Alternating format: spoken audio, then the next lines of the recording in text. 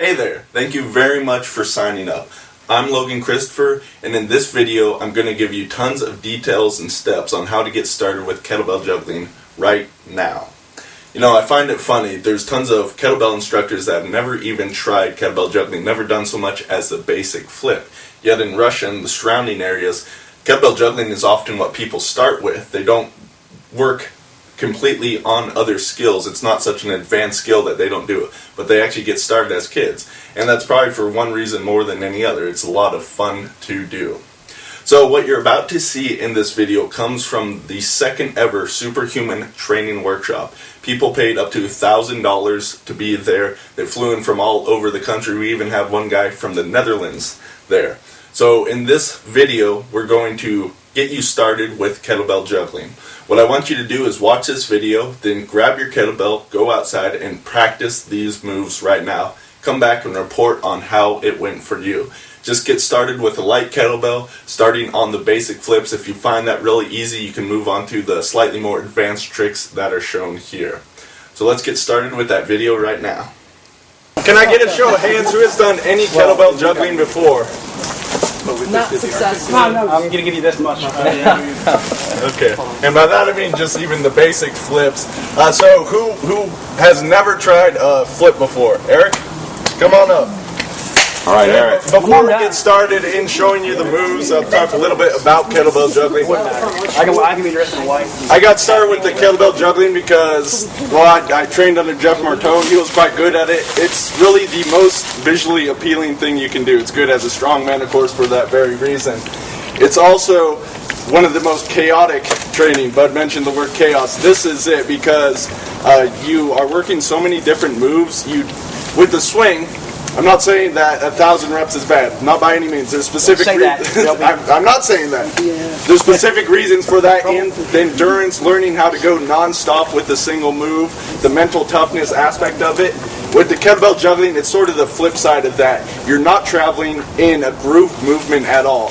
Even if you're doing the same movement over and over again, depending on how it takes off out of your hand, it's going to go outside just the straight path right here. You're going everywhere outside that. So it's chaotic. It teaches you how to build strength and explosiveness in every angle. Just yesterday I was tossing the 70-pound kettlebell over my back. How many exercises do you guys do that build strength in this motion? Anyone? Yeah, me.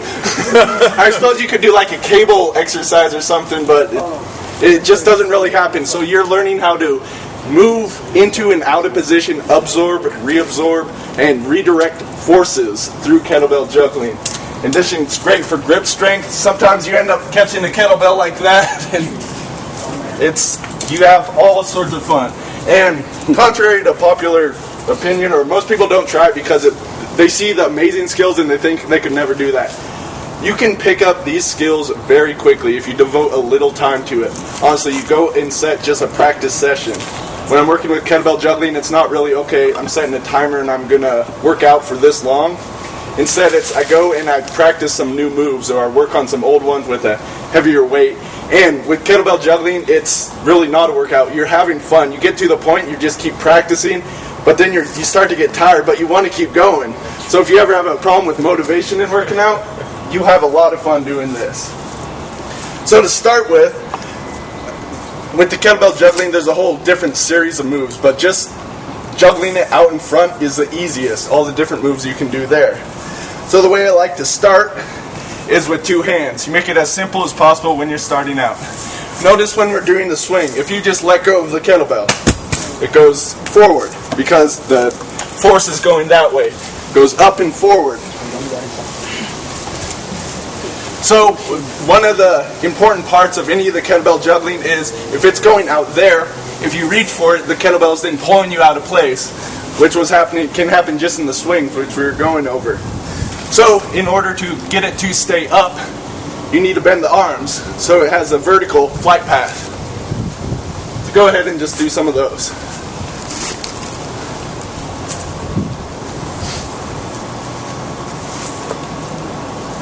Okay, that's good. So you see it's right in front of him. He's not going to have to reach for it at all in order to catch it. The trick to kettlebell juggling is learning how to set it in motion using your hands and arms And even though you're juggling, the hips, that's still where all the explosiveness comes from. Even when I'm doing the behind the back, the legs are involved in that. So you get the spin, the flip that you're going for, just by the fine manipulation of the hands. It takes time to be able to develop the exact control you need. And that's why, of course, practice is necessary. The easiest flip, if you just let a kettlebell go without doing anything, it normally flips that way, because it has more weight in the ball than in the handle. So all we have to do in order to get it, you notice it didn't get a full rotation? Did you see that? It was probably about a half before it landed. So what we do in order to get it to flip where we want to go is apply pressure on the handle. So to aid in this, we push the handle down as you are flipping.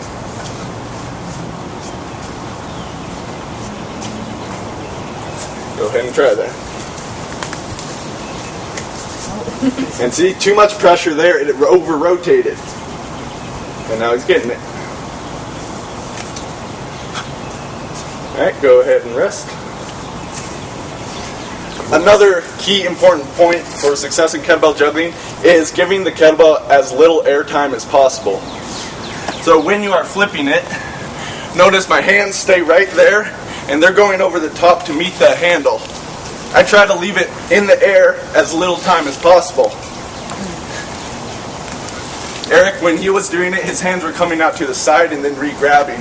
You keep them right there because you know the handle's coming right back.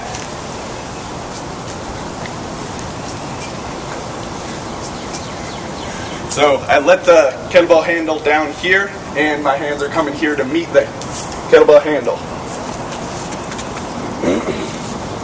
There you go.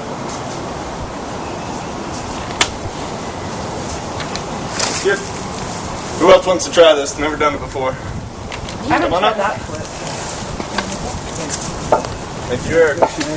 Bring you back up later. First day? The handle on that's so tiny. Just do that first, which you should have no problem doing. See, got away from you a little. Start. Hey, Laurel, you know how when you snatch, you keep it closer? Don't think you're trying to swing way out. Think like it's a double-handed snatch. There you go. There you go. T-Rex arm. And you notice how it's starting to spin a little bit? If you don't apply any pressure to the kettlebell, too much power. Just for this, you have to apply some pressure down to keep it from spinning.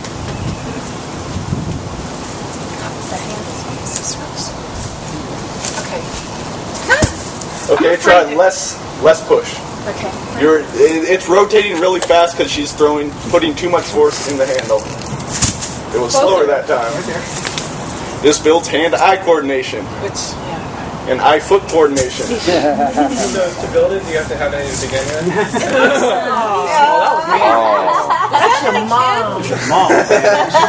Logan, is she perhaps like, you know how you coach me to have my hands a little bit like, you know, I think she's extending like I was in the beginning. If she were She's doing it all right now. She's keeping it in.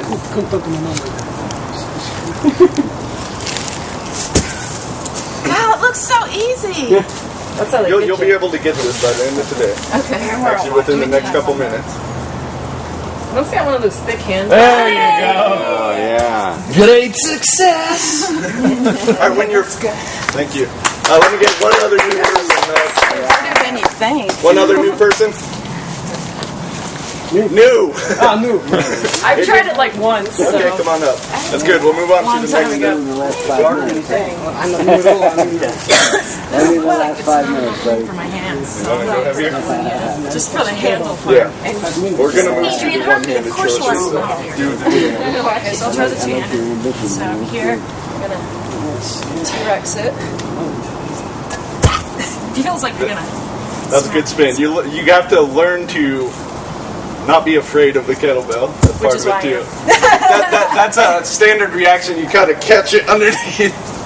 Yeah, I don't know if I'm a good demo person for this. You got to keep your hands in the same position, Adrian. Yeah. Hands actually move forward to meet it. It's a slow rotation. Okay, so I'm getting Err on the side of less rotation when you're starting out. So even if it's too little, Try not to hard style. I'm so wired. Yeah, I know. So closer. It's a little bit more rotation and you'll have that. I'm trying to dig a hole. That's what I'm trying to do. This isn't about juggling, so it's about digging a hole. There you So close. you got it. You got it. Sorry, guys. Right there. Hey! Yeah. All right. There you go. Eric, come on back up here. So this is the first skill that you want to practice with the two hands. When you go to one hand, it can start to spin off to the sides. But you need to learn to not only just do the pressure one way or another for the flip, but pressure more on one side or the other may be necessary as we advance along. When you're first starting out with this, it's good instead of just going for multiple ones. That's a little later, but do a swing between them to reset yourself.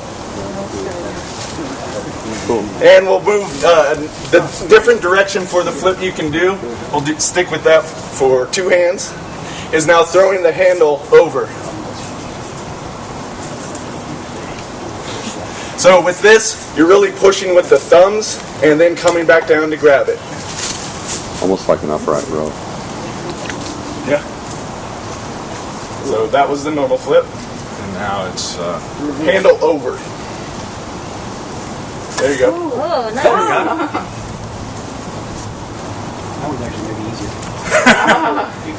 Yes, this one can be easier because it usually has a slower rotation and a little more control with it. so it's so this is the normal one. And then I'm gonna go the other way, so it's And there's that. When you are kettlebell juggling, what you want to avoid is if it does get away from you, don't reach for it because that can pull your back out of place. I have never actually hurt myself kettlebell juggling. There have been many close calls. And also, keep your awareness up. You do need to jump back sometimes. When in doubt, get away from the kettlebell as far as you can go. respect the kettlebell, yes. The kettlebell will win in a battle between your foot and it every time. So we try it so forward. So Nice. Yeah, like I was saying, you don't always catch it perfectly. That's part of the chaotic training element of it. There you go. Okay, go ahead and rest. So these are just two of the basics. There's other ones you can do in the front, but we'll move on to the one-handed ones. So it's the same thing here. And you can switch hands or catch it with the same one. When you're switching hands, notice the hand can be closer and it's actually a little easier in that sense because you don't need to reset the grip as opposed to here. It's not much of a time lag, but it is easier. It might be easier with that for him. Sometimes it actually is easier.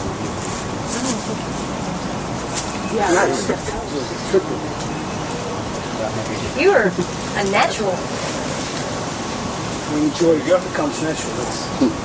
It's really, you just look at a blade. You may not be able to see it from that time. Some of the thing that's throwing you off on some of the catches is you're not keeping it in a vertical line. It's actually coming in towards you. So it's harder to catch. You got to go more T-Rex. But then also the path is going to throw off the swing. So while you don't want it to get too far away, you don't want it to be too close either. Right? Not completely arm's length out, but a little inside arm's length. So just about slight bend in the elbow. If you can stay here, that's the easiest place for it. A slight forward. So now we'll go to the forward flip with the one hand. So same thing.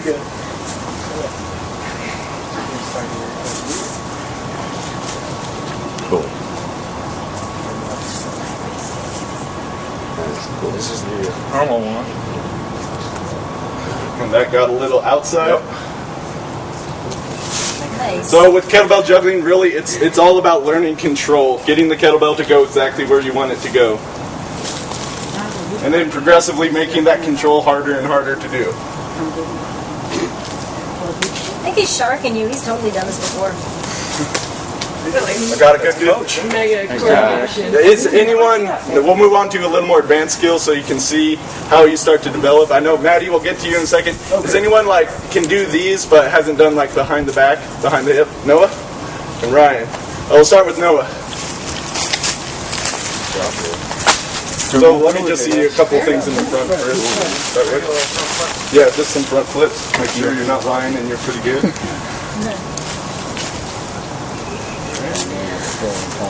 Alright, see, it's changing the kettlebell handle position. You get a different effect on the flip. Okay, so the skill, a lot of people, doing everything out to the front's pretty easy. With a little practice, all of you can get that. Once you start to go behind the back, that's where it starts to become really difficult. So even before we get to behind the hip, there's basically two behind the back main ones. It's behind the hip, like this, and then there's over the shoulder. Cool. So we'll just work on the behind the hip one. Before we begin in that one, you should have no problem doing this. You got that one? Yeah. And you'll notice when I'm doing this, there's actually keeping the handle vertical like this is important, as opposed to handing it off like this. That's going to make it not much harder, but it's easier like this. It's kind of the handoff Bud was doing with the swings. You're just able to hand it off like this.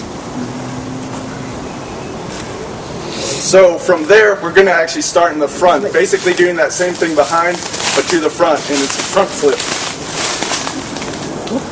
Oh, cool.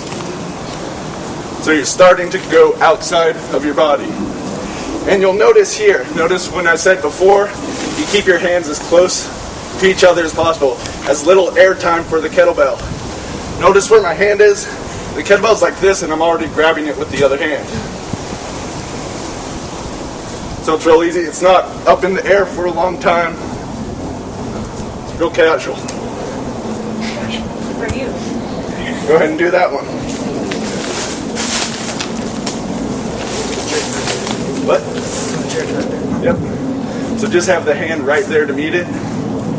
And you still got to carry the momentum outside so it keeps that same path. So you're able to do it back and forth.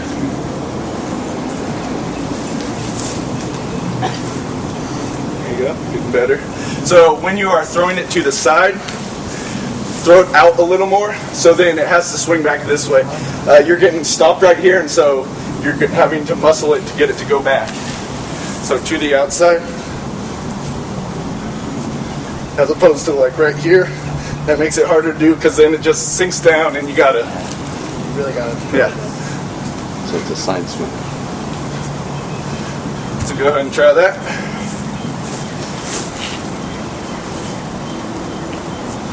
There you go. A little smoother. Keep trying.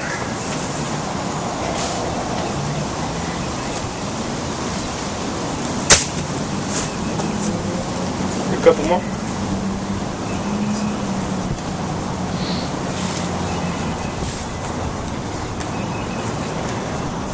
It's getting stopped as you're flipping it a little. You feel that? So when you're here, let it finish the flip by itself so you don't grab it right away because that will stop it. As it's spinning, your hand is just sort of hovering over it, and then you only grab once it's starting the path back. So loose grip, then I grip it. Loose grip, loose grip, loose grip, loose grip, loose grip. So you keep your hand there so you have it under control, but you're not gripping till it's starting back the same way. Okay?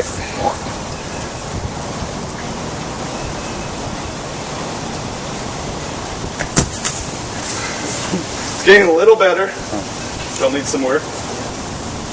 Keep going with it.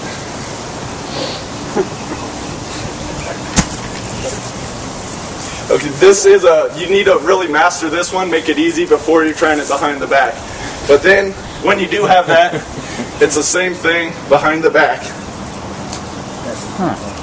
Wow. So you see I'm still using my legs for the momentum. It's not arm alone. The arms are there to guide it. It's still done with the back. And then, this is a more advanced one, flowing like this.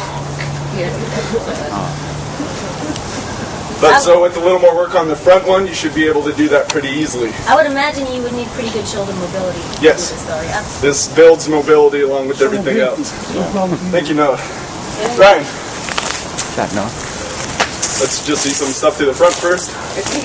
Alright, so like I said, grab a kettlebell, go outside, and start putting these tips and tricks into action right now. Start working with it so you can begin and get started with kettlebell juggling.